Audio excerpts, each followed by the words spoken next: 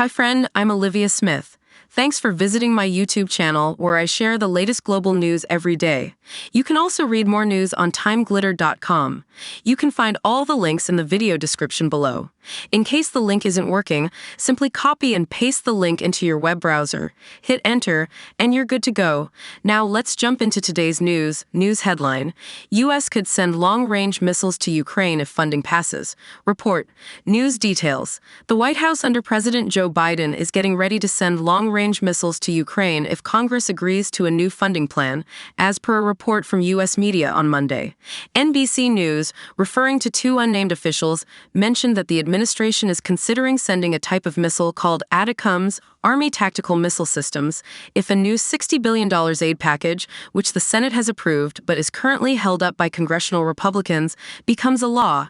This news comes as Ukraine's President Volodymyr Zelenskiy expressed concerns about Russia taking advantage of delays in providing aid to Ukraine. He spoke about this on Monday after visiting the frontline in Kupiansk, an area recaptured by Ukraine in 2022 but where Russian forces have recently been active. Zelensky mentioned, "There is now an extremely difficult situation in several parts of the front line, precisely where Russian troops have concentrated maximum reserves." The U.S. had earlier agreed to transfer a short-range version of these missiles in October, after Ukraine promised not to use them to attack Russian-held areas. Zelensky later said these weapons had been useful. The newer versions of Atacms that the Biden administration is considering sending to Ukraine have a longer range, almost 200 miles, 300 kilometers, and typically carry cluster bombs, which could enable Ukrainian forces to target the Crimean Peninsula.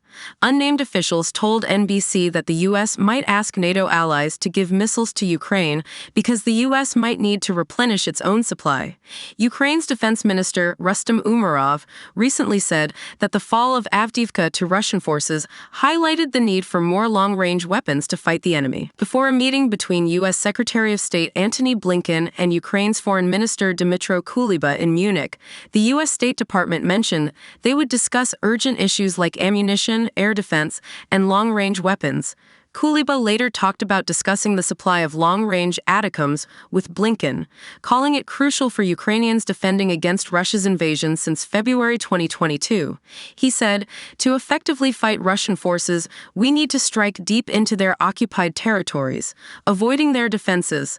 Long-range missiles are the key to disrupting their supply lines and destroying their ammunition depots." In October, Vladimir Putin criticized the U.S. for sending tactical ballistic missiles to Ukraine, saying it was a mistake that wouldn't help Ukraine and would only make their suffering longer. Putin stated, "War is war," and claimed that these missiles wouldn't significantly change the situation at the conflict line. A spokesperson from the U.S. Defense Department confirmed that there's currently no funding available to send more military equipment to Ukraine. Meanwhile, Canada announced on Monday that it will donate over 800 Skyranger R-70 drones to Ukraine, which will help in detecting and identifying targets. Canada's Defense Minister Bill Blair expressed solidarity with Ukraine in its ongoing fight. Don't forget to hit the like button, drop a comment, share with others, and subscribe to the YouTube channel.